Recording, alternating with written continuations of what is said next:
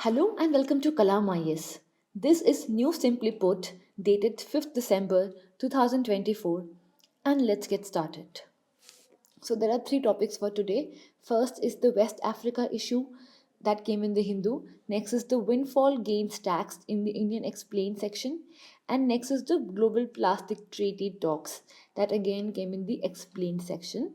These are found in these sections of the newspaper, and let's get started. So, the first issue is about Nigeria, right? So, we all know that our Indian Prime Minister he visited Nigeria, and 17 साल में पहली बार it is the first time that Modi marked its visit, right? And this was highlighted by him receiving the second highest national award. ठीक है, तो Nigeria में ये एक award दिया जाता है grand commander of the order of niger. ये मोदी को दिया गया, हमारे प्रधानमंत्री जी को। तो ये यही दर्शाता है कि हमारे रिश्तों में कितनी ज़्यादा बॉनहोमी है, and this also shows that things are taking a good shape. So why is Nigeria important? Nigeria इधर है अफ्रीका में, एंड ये इम्पोर्टेंट इसलिए है बिकॉज ये सबसे बड़ी इकोनॉमी है पूरे अफ्रीका में, साथ में सबसे ज़्यादा पॉपुलेशन भी अफ्रीका में नाइजीरिया की ही है। सो यहाँ पे जो भी होता है उसका पूरा कॉन्टिनेंट के पॉलिटिकल और इकोनॉमिक लैंडस्केप में इम्पैक्ट पड़ता है। सिमिलरली नाइजीरिया एक रीजनल हेजमॉन भी है। ऑब्वियसली जिस कंट्री की पॉपुलेशन इतनी होगी, डेमोग्राफी, इकोनॉमी, पॉलिटिकल स्टैंड इतना ज़्यादा होगा, तो ऑब्वियसली एक रीजनल इन्फ्लुएंस तो इसका ज़्यादा होगा ही, राइट? इनफैक्ट ये डिस्प्यूट मिटिगेशन में हेल्प करता है, मीडिएट करता है जो डिस्प्यूट्स होते हैं अफ्रीकन यूनियन में, राइट? एंड अब हम क्या देख रहे हैं, इंडिया क्या कर रहा है? सो ऑफ कोर्स जब दो लीडर्स गए हैं तो पार्टनरशिप को आगे बढ़ाने की बात की जाएगी, रिश्तों को इन्हांस करने की बात की जाएगी। सो इन दैट सेंस हमने बोला कि हम काफ़ी जगह पर कोऑपरेट करेंगे, डिफेंस एंड सिक्योरिटी के मामले में करेंगे। जनरली वहाँ पे ना बोको हराम के काफ़ी ज़्यादा काउंटर टेररिज्म की ज़रूरत पड़ती है अगेंस्ट बोको हराम, तो वो वाले एफर्ट्स में हम कोलैबोरेट करेंगे। सिमिलरली टेक्नोलॉजी में तो आपको पता ही है, G20 के दौरान भी हमारा जो UPI वगैरह है, तो जो हमारा इंफ्रास्ट्रक्चर है उसके बारे में तो हम हमेशा ही उसकी शेयरिंग प्रैक्टिसेस के लिए काफ़ी आगे तत्पर रहते हैं। So it is in that context also the same feeling was reverberated in health and education also. Capacity building programs and providing concessional loans was also envisaged। Similarly India की जो काफ़ी कंट्रीज़ हैं, company sorry 200 Indian companies around invest कर भी रहे हैं 27 billion जितना। So why is this significant?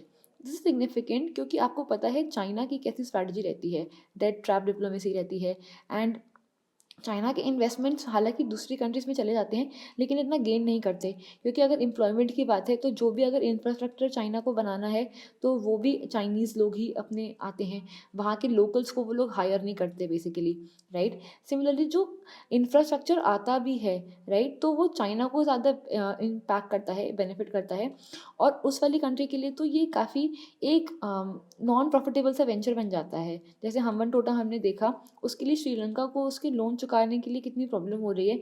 In fact interest rate भी इतना ज़्यादा है कि इंटरेस्ट पेमेंट्स भी नहीं हो पा रही हैं। तो यहाँ पर ऐसा क्यों है? क्योंकि चाइना की जो कंपनीज़ हैं वो स्टेट लेड रहती हैं, वो सारे जो PSUs हैं वो सारे स्टेट लेड रहते हैं, एंड इसलिए वो बहुत ही ज़्यादा एक अनफेयर गेम करते हैं एज़ कम्पेयर टू इंडिया, जहाँ पे जो कंपनीज़ है जैसे एयरटेल एक नाइजीरिया में काफ़ी इंपॉर्टेंट प्लेयर है। सिमिलरली जो बाकी कंपनीज़ भी हैं टाटा वगैरह, सो ये सारी कंपनीज़ क्योंकि हमारे इंडिया का डेमोक्रेटिक फ्रेमवर्क है तो थोड़ा सा डिस्टेंस मेंटेन रहता है हमारी कंपनीज़ के बीच में, एंड इसलिए इतना फाउल प्ले नहीं हो पाता है, जिससे काफ़ी बेनिफिट रहता है। इसीलिए यहाँ पर we are also looking to expand trade. Already 200 companies आ चुकी हैं, एंड इसलिए और भी ज़्यादा हम आगे सोच रहे हैं, रास्ता आगे बने। हावेवर एक पॉइंट क्या है यहाँ पे कि एनर्जी ट्रेड हमारा इतना स्ट्रॉन्ग नहीं रहा है, बिकॉज अभी रशिया से हम ज़्यादा ऑयल इम्पोर्ट करने लग गए हैं, तो थोड़ा सा नाइजीरिया से हमने ऑयल इम्पोर्ट करना थोड़ा कम कर दिया है। So we are hoping to basically work on these pillars, right? आगे हम देखें तो डेवलपमेंट के लिए भी हमने काफ़ी रोल सोचा है कि हमने उनको कंसेशनल लोन्स दिए हैं 100 मिलियन जितने, राइट? एंड इससे कैपेसिटी बिल्डिंग होएगी, एंड इसको हम इंडियन वे ऑफ अप्रोच कहते हैं, बिकॉज ये एक long term sustainable inclusive path होता है, राइट. सो गोइंग फॉरवर्ड, वही जैसे मैंने बोला कि why is this important, why is India's participation important. तो हमने पहले देखा कि कैसे एनर्जी, ट्रेड एंड इंफ्रास्ट्रक्चर में वो लोग हम कोलैबोरेट करेंगे, साथ में ओवरऑल डेवलपमेंट के लिए भी हम कैसे कंसेशनल लोन्स दे रहे हैं.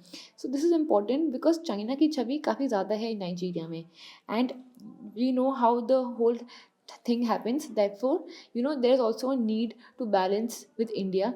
So to understand this, we have to see in detail कि चाइना क्या कर रहा है.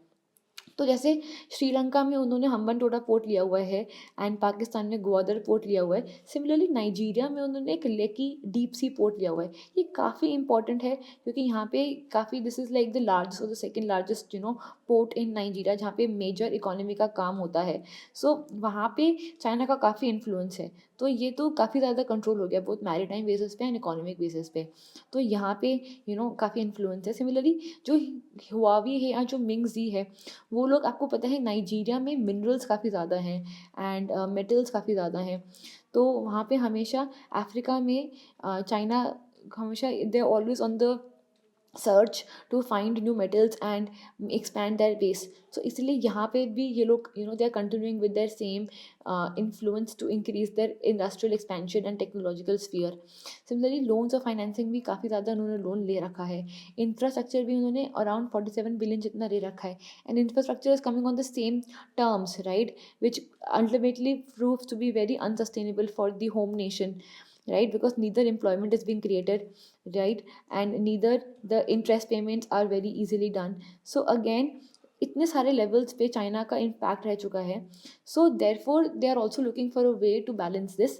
And in that sense, given the way how India partners and their past legacy, we offer a way to balance these initiatives and influence, right. तो वही future prospects में यही है कि ये this is a good step and there is a potential for enhance bilateral partnership जो पूरे global south को बेनिफिट करेगा. तो द थिंग इज़ कि हम लोग ये सारी पार्टनरशिप स्टार्ट कर देते हैं, लेकिन हमेशा इंडिया की प्रॉब्लम ये रहती है कि we talk a lot but we fail to deliver. तो ये सब चीज़ें हमें थोड़ी सी इंप्रूव करनी है. साथ में हमें लॉन्ग टर्म स्ट्रेटेजिक पार्टनरशिप पे आगे बिल्ड ऑन करते रहना चाहिए. सो this is what the article is basically building on, that you have to strengthen this and you have to take this forward, right. So going forward is the windfall gains tax case. तो ये basically petroleum और जो crude oil है उस पर impose होता है. News में क्या आया है कि जो जुलाई 2022 में ये लगा था, अब ये हटा दिया गया है 2024 में. तो अब समझना ज़रूरी है कि ये क्यों लगा था, वाई इट वॉज इम्पोज, और इसकी पूरी बैकग्राउंड क्या है, हिस्ट्री क्या है, तो और इसका फ़ायदा क्या है. सो बेसिकली जब विंडफॉल टैक्स इम्पोज होता है तो वो इसलिए होता है क्योंकि जो ऑयल प्रोड्यूसर्स हैं और जो एक्सपोर्टर्स हैं, उनका due to certain external conditions काफ़ी ज़्यादा प्रॉफिट होता है. तो गवर्नमेंट चाहती है कि ये प्रॉफिट इतना ज़्यादा किसी कंपनी के पास ना रहे, ये सारा प्रॉफिट थोड़ा बहुत जो उसका शेयर है गवर्नमेंट के पास आ जाए, राइट. एंड गवर्नमेंट देन उसको अपने वेलफेयर एक्टिविटीज़ के लिए यूज़ कर सकता है. तो it is a method to take away the extra profits that this company have, and that is done by imposing a windfall gain tax. So वही है यहाँ पे बता रहा है कि it is aimed to tax the supernormal profits, ठीक है, जिससे डोमेस्टिक फ्यूल सप्लाई बनी रहे एंड इतना कॉन्सेंट्रेशन ना हो पाए कंपनीज के पास प्रॉफिट्स का. तो इसको समझना ज़रूरी है कि विंडफॉल गेन टैक्स पूरे इंडिया के जो पेट्रोलियम टैक्स स्ट्रक्चर में फिगर कहाँ होगा, like where does it really find itself. So important ये समझना है कि ओवरऑल पहले टैक्स स्ट्रक्चर क्या है, ये समझना ज़रूरी है. तो पहले जब भी पेट्रोल या फिर क्रूड हमारे पास आता है बाहर से, राइट, तो ऑफकोर्स उसकी काफ़ी ज़्यादा लेयर्स में प्रोसेसिंग होती है, फिर उसको काफ़ी ज़्यादा ट्रांसपोर्टेशन होता है, फिर अल्टीमेटली कंज्यूमर के पास जाता है. बीच में डीलर्स आते हैं, प्रोसेसिंग आते हैं, कंपनी आती हैं, एंड ऑयल प्रोड्यूसिंग कॉरपोरेशंस भी आते हैं. तो काफ़ी सारी लेयर्स होती हैं before it comes to the final consumer. So इस लेयर की वजह से जो क्रूड अगर 30 रुपये का बेस प्राइस होगा, मार्केट में 100 रुपये के आसपास बिकता है. तो ये जो बीच का ब्रेकअप है, ये समझने की ज़रूरत है, राइट. तो जैसे मैंने बताया कि बेस प्राइस अगर हमें बाहर से क्रूड लिया 30 रुपये का फॉर एग्जांपल, और अगर फाइनल पे कंज्यूमर 100 रुपये का पड़ रहा है, तो बीच में ब्रेकअप कैसे कैसे होता है. तो पहले ब्रेकअप पे आता है सेंट्रल टैक्सेशन, राइट. तो जितना भी अराउंड 35% ये लोग सेंट्रल की तरफ से टैक्स आता है on the name of excise duty. उसके बाद स्टेट भी अपना टैक्स लेवी करता है on the form of VAT. अब ये वैट हर स्टेट अपना अलग अलग करता है, जैसे आंध्र प्रदेश का 31% है, महाराष्ट्र का 26% है। कभी कभार ये लोग वैट के साथ साथ कुछ एक्स्ट्रा ड्यूटीज़ भी लगा देते हैं। तो अगर आंध्रा में 31% है प्लस कुछ और ये लोग वैट लगा दिया, तो एक्स लगा के कुछ में भी 40% भी हो जाए। सो ये काफ़ी ज़्यादा एक फ्लेक्सिबल पोर्शन रहता है। इसलिए आपको पता भी होगा कि जीएसटी में स्टेट्स का वैट ऑन पेट्रोलियम वगैरह नहीं गया था, बिकॉज स्टेट्स को लगा कि ये तो सबसे important portion of the revenue है, ये अगर जीएसटी में चला गया तो हमारा रेवेन्यू का मोस्ट इंपॉर्टेंट पार्ट चला जाएगा। सो इसलिए वैट अभी भी लगता है और ये वेरी होता है। उसके अलावा भी फाइनल जो प्राइस होता है उससे पहले काफ़ी सेस लगता है, कोई और डीलर प्राइस भी जैसे मैं आपको बता रही थी वो लगता है। तो it could be a road development cess, it could be a dealer commission. So overall यहाँ पे 30 रुपये का स्टार्ट होते होते कंज्यूमर पे 100 रुपये का आता है, बिकॉज सेंट्रल एक टैक्स लगाता है, स्टेट एक टैक्स लगाता है, साथ में कुछ और एडिशनल कॉम्पोनेंट्स भी होते हैं, जैसे सेस हो गया, डीलर कमीशन हो गया। इस वजह से प्राइस में इतना डिफरेंस आ जाता है। तो अब समझने की बात यह है कि विनफॉल गेन टैक्स यहाँ पे कहाँ का फिगर करता है। तो विनफॉल गेन मतलब क्या होता है कि जहाँ पे भी आपको लग रहा है कि हमें, जैसे कैपिटल गेन्स टैक्स होता है ना, कि अगर एक आज हमने घर खरीदा है जो सपोज 1 करोड़ का है, और कम से कम वो 4 साल बाद फॉर एग्जाम्पल 400 करोड़ का हो गया फॉर एग्जाम्पल, तो हमें 399 करोड़ का गेन हुआ है। गवर्नमेंट कह सकती है ना कि इतने गेन पे हम टैक्स लेंगे, राइट। वो चाहती नहीं है कि कंज्यूमर को इतना फ़ायदा मिले। तो सिमिलरली यहाँ पे भी गवर्नमेंट या तो सेंट्रल बेसिस पे एक्साइज ड्यूटी बढ़ा देगी, 31 की जगह बोल देगी 40, या फिर कोई सेस एक्स्ट्रा लगा देगी, रोड डेवलपमेंट सेस ही लगा देगी, और इन सबको विनफॉल गेन टैक्स का पार्ट बना देगी। सो यहाँ पे कहीं पे भी विनफॉल टैक्स जो है, विनफॉल गेन टैक्स, उसका फिगर आउट बनने की प्रोबेबिलिटी बन सकती है। तो this is how it basically features out. तो अब समझने की ज़रूरत है कि ये क्या फॉर्म लेता है। स्पेशल एडिशनल एक्साइज ड्यूटी, जैसे मैंने बताया कि सेंट्रल का एक्साइज ड्यूटी हो गया, या फिर रोड इंफ्रास्ट्रक्चर सेस जो मैंने आपको बताया था एडिशनल, जो मैंने बताया था पिछली स्लाइड में, यहाँ पे एडिशनल कॉस्ट कंपोनेंट्स वहाँ पे आ सकता है। So it can take any form, बस सेंट्रल को यहाँ पे, सेंट्रल गवर्नमेंट या स्टेट गवर्नमेंट को टैक्स एक्स्ट्रा कलेक्ट करने की ज़रूरत है, right. So this is the manifestation of it, right. और ये आपको मैं, जैसे मैंने पहले बताया ही है, जो ऑयल प्रोड्यूसिंग कंपनीज होती हैं और जो एक्सपोर्टर्स होते हैं, उन पे ये लगता है सो दैट जो उनका एक्स्ट्रा प्रॉफिट हो रहा है वो थोड़ा लिमिट हो पाए, और ये सारा पैसा गवर्नमेंट के पास चला जाए, जो कि किसी अच्छे वेलफेयर एक्टिविटी के लिए यूज़ कर सकते हैं। So that is what it is set, it is intended to ensure fairness and redistribute the windfall profits, and it is aimed at capturing the extraordinary gains from industries benefiting from unforeseen events। तो वही है, किस पे लगता है, unexpected above average profits पे। सो ये तो पूरा विनफॉल गेन टैक्स का डेफिनेशन हो गया, इसका प्लेसमेंट हो गया, why it happens and how it happens, right. अब हम न्यूज़ समझते हैं। तो न्यूज़ में जैसे मैंने बताया था आपको कि 2022 में ये लोग लगना स्टार्ट हुआ था और 24 में हट गया, राइट। तो अब इसका कारण क्या रहा है? कारण ये रहा है कि करंट मार्केट कंडीशंस काफ़ी अलग हैं। अभी जैसे 75 बैरल हो चुका है ऑयल, 2022 के आसपास 95 बैरल के बीच में या 100 बैरल के बीच में ऑयल का प्राइस जा चुका था। तो अब जब ऑयल का प्राइस इतना हद कम हो चुका है, तो अब why should they impose the tax, right. Already price margin बहुत कम है, प्राइस तो अब टैक्स लगाने की जगह थोड़ी सी कम है, इसलिए क्योंकि ऑयल प्राइसेस घट चुके हैं, इसलिए टैक्स घटाने की ज़रूरत है। साथ में विनफॉल गेन टैक्स से भी अब जो हमें फ़ायदा मिल रहा था वो इतना है नहीं। जहाँ हमें 2023 में 25,000 करोड़ मिल रहा था, फिर उसके 1 साल बाद 13 मिला और अब 6,000 मिला। तो ये जो नंबर है 25 से लेकर 13 से लेकर 6, ओवरऑल इसका भी हम देख रहे हैं काफ़ी कम रेवेन्यू पोटेंशियल बनते जा रहा है। तो ओवरऑल मार्केट में प्राइस कम हो गया है, जहाँ वो पहले 100 बैरल के आसपास था, $100 के आसपास, अब $75 हो चुका है।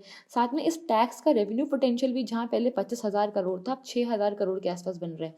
तो गवर्नमेंट को लग रहा है कि चलो अब हटा ही देते हैं, right. There is not much that can be had from this tax any more. इसका इम्पैक्ट क्या होगा? इंडस्ट्रीज ऑफ कोर्स इतना ज़्यादा इम्पैक्ट नहीं होंगे जो बड़े बड़े प्लेयर्स हैं, राइट। लेकिन ओवरऑल अगर हम इंडस्ट्री सेंटिमेंट की बात करें, एनिमल स्पिरिट्स की बात करें, तो काफ़ी प्रिडिक्टेबिलिटी आ गई है। So in that sense it's a good move. हालांकि मेजर प्लेयर्स के लिए कहानी थोड़ी अलग है। गवर्नमेंट के लिए बात क्या है? गवर्नमेंट का ये साफ दिखता है कि it dictates that they are showing the confidence in the stable oil prices. So this is again a good move because it's showing that the economy is more robust and less volatile. Also government इससे reassurance provide करना चाहती है oil industry को कि चीज़ें आगे stable रहेंगी और प्रिडिक्टेबल रहेंगी। So in that sense this is the whole news article, right. Let's move to the next global plastic treaty, right. तो अभी बेसिकली हमें पता है कि एक हफ्ते से बातें चल रही थी साउथ कोरिया में एक ट्रीटी के बारे में, जहाँ पे हम चाह रहे थे कि जो भी प्लास्टिक बन रहा है ग्लोबल में उसके बारे में हम एक स्ट्रॉन्ग एक्शन ले। हम चाहते हैं कि इसका पोल्यूशन भी कम होए। इसका पोल्यूशन कैसे, इनपुट होता है एक आउटपुट होता है, ठीक है। तो अगर हमें चीज़ों को हैंडल करना है तो जैसे डिज़ास्टर में हम पढ़ते हैं ना, डिज़ास्टर मैनेजमेंट में, कि एक होता है डिज़ास्टर रिस्क को ही ख़त्म कर दो, एक होता है प्रिवेंशन करो, राइट, और एक होता है मिटिगेशन करो, ऐसे होता है ना। तो पहले तो कहते हैं कि जब हो चुका है इवेंट तो उसको हैंडल करो, उसको कम करने की कोशिश करो। और एक स्मार्ट तरीका क्या होता है कि डिज़ास्टर कभी हो ही ना, कभी प्रिवेंट उसको ऐसा करो कि आप आगे डिज़ास्टर के लिए पोस्ट एक्शन लेना ही ना पड़े। प्रिवेंशन ही उसका कर दो कि आपको आगे जाके प्रॉब्लम ही ना हो, या फिर उसका रिस्क ही कम कर दो। So the better way is कि आप पीछे जाते जाओ, उसके कॉस्ट को कम करते रहो, राइट। तो यही बेसिकली ओवरऑल हम इसेंस देखेंगे प्लास्टिक की कहानी में भी। तो ट्रीटी में बेसिकली क्या है ना, कि ये लोग आए दुनिया के सारे लीडर्स और उन्होंने बोला कि प्लास्टिक के लिए कुछ करना चाहिए हमें, राइट। तो काफ़ी लोगों ने बोला कि यस, कि आउटपुट जो है प्लास्टिक का उसको तो कम करना ही है, लेकिन काफ़ी अफ्रीका जैसी कंट्रीज़ ने बोला कि इनपुट यानी कि जितना प्रोडक्शन हो रहा है, यानी कि जो पुराना वाले साइकिल बोला प्रिवेंशन वाला पार्ट, वहाँ पे भी काम करने की ज़रूरत है, राइट। तो यहाँ पर बेसिकली डील में प्रॉब्लम आने लग गई। सब कह रहे हैं कि प्लास्टिक पोल्यूशन कम करना है, आउटपुट तो कम करना ही है, लेकिन अब ये कुछ कंट्रीज़ ने इनपुट टाइप कहानी की बात भी करी कि we should also reduce the production of plastic at the very first place. तो यहाँ पे बेसिकली स्टेलमेंट आना स्टार्ट हुआ, राइट। सो पढ़ते हैं इसको डिटेल में, मोटा मोटा तो आपको समझा दिया मैंने। There was a week long global talks in Busan, जहाँ पे हमने बोला प्लास्टिक पोल्यूशन कम करना है। एंड एक स्टेलमेंट आया, कोई फाइनल लीगली बाइंडिंग ट्रीटी तो नहीं आ पाई, बिकॉज प्लास्टिक प्रोडक्शन के बारे में काफ़ी डिस्प्यूटेड चर्चा रही। सो ये थोड़ा सा पॉइगनेंट फैक्ट इसलिए है बिकॉज मार्च 2022 से बातें चल रही थी और ये फिफ्थ राउंड भी था, फाइनल राउंड भी था, लेकिन अभी भी चीज़ें इतनी स्टेलमेंट पर हैं। So it's a point of concern. So there is a reason for the failure of the talks. First, like there is a production cap which could not be decided. So like I said कि काफ़ी more than 100 countries जो African और Latin American countries हैं, उन्होंने बोला कि आपको production पे भी लिमिट्स लानी चाहिए। अगर आप सपोज 100 यूनिट्स बना रहे हो तो अब आप प्लीज़ 100 मत बनाओ, आप इसको 10 कर दो।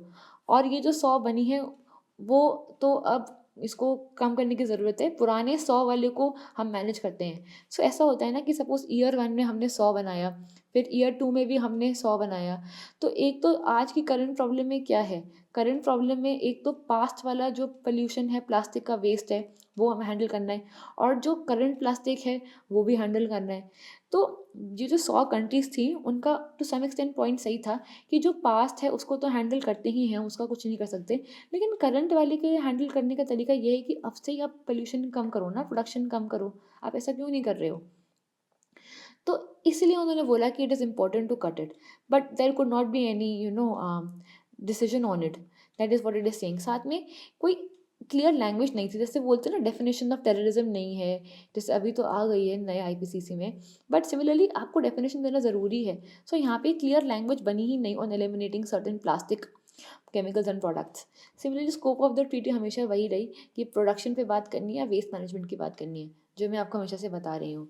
तो ये रीजंस थे फेलियर के, राइट। एंड काफ़ी लोगों ने क्यों मना किया, तो काउंटर कोलेशंस ये थे कि पहली बात तो कंट्रीज़ ने मना इसलिए किया, उन्होंने बोला कि जब हमने 2022 में आप सबसे मीटिंग स्टार्ट की थी, तब जब हमने बोला कि what is the aim of the meeting, तो उस एम में हमने केवल मैनेजमेंट की बात की थी, हमने प्रोडक्शन के बारे में तो बात ही नहीं की थी। तो आप क्यों आज प्रोडक्शन के बारे में बात कर रहे हो 2024 में? सो वही कह रहे हैं कि जो आप बातें कर रहे हो ना, they are stretching the mandate that was established in the 2002 resolution. So this is an argument that has been given by the countries that are opposing to the production part, कि ये मैंडेट भी नहीं है तो अभी हम क्यों बात करें, राइट। सिमिलरली और भी कंट्रीज़ हैं जिन्होंने बोला है कि हमें प्रोडक्शन एक्चुअली में थोड़ी प्रॉब्लम है, बिकॉज काफ़ी कंट्रीज जैसे सऊदी हैं, आपको पता है plastic is basically coming from oil, right. तो ऑयल का जितना ज़्यादा post processing and post products बने उसमें इन सब कंट्रीज़ का फ़ायदा है। तो that is why they are saying कि हमें इस चीज़ से एक्चुअली थोड़ी प्रॉब्लम है, because their economy will be affected. So that is what the opposition comes from. Going forward India का क्या पोजीशन था, तो इंडिया ने बोला देखो वेरिंग रिस्पॉन्सिबिलिटीज़ है, जैसे हम क्लाइमेट के लिए कहते हैं ना कि जिस कंट्री ने जितना काम किया है, जितना डेवलपमेंट किया है उतनी रिस्पॉन्सिबिलिटी है। सिमिलरली प्लास्टिक के लिए भी हमने बोला वेरिंग रिस्पॉन्सिबिलिटी। सिमिलरली हमने बोला पोल्यूशन भी रिड्यूस करने की ज़रूरत है, प्रोडक्शन पे इतना हमने स्ट्रॉन्ग स्टैंड नहीं लिया। सिमिलरली हमने बोला कि हर चीज़ के लिए जैसे हम बोलते हैं हमें फाइनेंस चाहिए, हमें टेक्नोलॉजी चाहिए, तो प्लास्टिक के लिए भी हमें ये चीज़ें चाहिए। एंड हमने बोला कि there should be a balance between the pollution prevention and development, right. साथ में इंडिया ने और भी चीज़ें को अपोज किया। उन्होंने बोला कि प्रोडक्शन कैप में तो अभी हम नहीं go we can not go forward right now because there are clear definitions are not really there so far. Similarly, we were also opposed to the polymer production targets. So this is how the India's stance came forward. But then what really happened? What did the draft really contain, and what did we find a consensus on? So there were certain things on which there was a definite consensus, and that was on the ban of dumping. We definitely said that the open dumping has to be proposed, and you have to ban that. And you also cannot continue burning the plastic waste. And also, this was the first thing on which the consensus came. However, there were still limitations, because when it comes to microplastics and nanoplastics, or either plastics polymers, there was basically a lack of definition there, due to which things are still on the draft phase. And a final thing could not come out, and it is still a way that we call it a stalemate. Now, going forward in 2025, the draft that we have is going to serve as a basis for discussions in 2025. And going forward, you have to ensure कि आप pollution को manage कर रहे हो, साथ में sustainable development को भी ले रहे हो। तो अभी जैसे हमने डिविजन आ गया, और आगे कुछ हमने could not come to a very good and a common ground, that should be kind of eliminated, and we should try to find a balance between the two, right? And of course negotiations are important to get this done. So that is what the whole article is about, right? Going forward with the prelims part, so एक UPSC में question आया था, West Texas intermediate, तो ये crude oil से related है, right? और mains में ऐसा बोल रहा है कि the few decades of Asia's growth, if the last few decades of were the Asia's growth, then the next few are expected to be that of Africa. So, in the light of this statement, examine India's influence in Africa in the recent years. So, please write this answer on mains and put it in the Telegram group, or wherever you feel, which is comfortable for you. We'll be definitely reviewing this and giving you your feedback. Also, try to solve these prelims questions with me and put them on the comment box to know the tricks, or whatever you feel you need to connect with me for any such good suggestion. We'll be happy to help you. This is it for today. Thank you so much. Have a great day.